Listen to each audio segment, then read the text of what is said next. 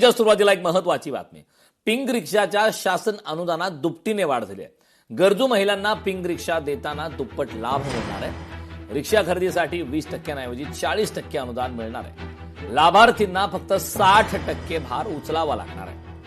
आता पिंक रिक्षा खरेदीसाठी 20% ऐवजी 40% शासन अनुदान देणार.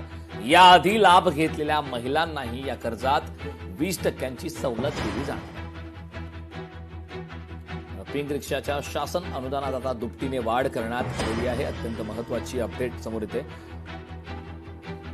अनुदानात दुपटीने वाढ करण्यात आली. गरजू महिलांना पिंक रिक्षा देताना आता दुप्पट लाभ मिळणार.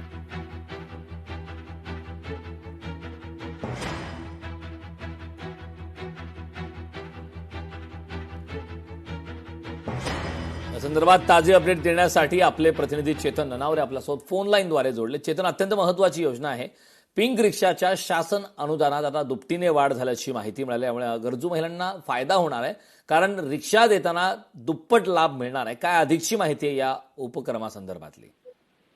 निश्चितच, कारण राज्यातील ज्या गरजू महिला आहेत त्यांना आर्थिकदृष्ट्या सक्षम करण्यासाठी ही पिंक रिक्षा योजना आहे ती दिवंगत उपमुख्यमंत्री अजित पवार यांनी घेऊन आलेली होती. मात्र या योजनेला कुठेतरी अल्प प्रतिसाद मिळत होता. तब्बल 10,000 महिलांपर्यंत ही योजना पोहोचवण्याचा शासनाचा मानस होता आणि त्यामध्ये 10% रक्कम रिक्षाच्या किमतीच्या फक्त लाभार्थ्यांना भरायचे होते.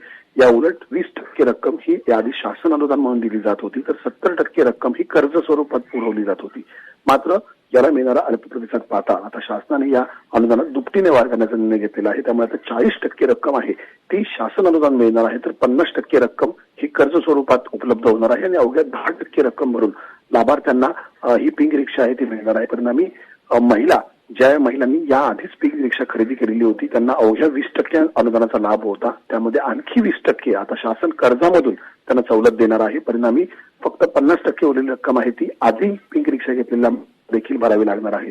त्यामुळे या रिक्षाला आता कितपत प्रतिसाद आगामी काळात मिळतोय याकडे आपलं लक्ष असेलच.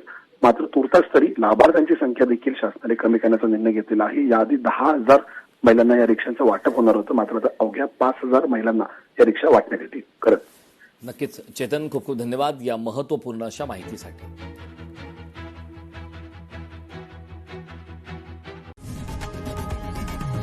लोकशाही मराठी ऐका, पहा, जागरूक रहा.